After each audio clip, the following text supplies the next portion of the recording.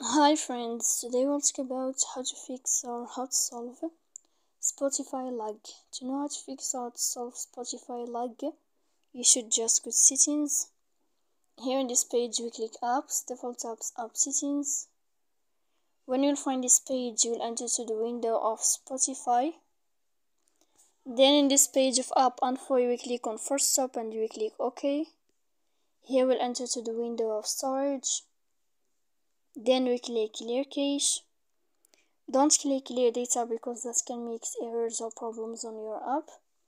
And in the end, you can go to your airplane mode and you click here. And you can wait 3 seconds to turn off your airplane mode again to fix that problem.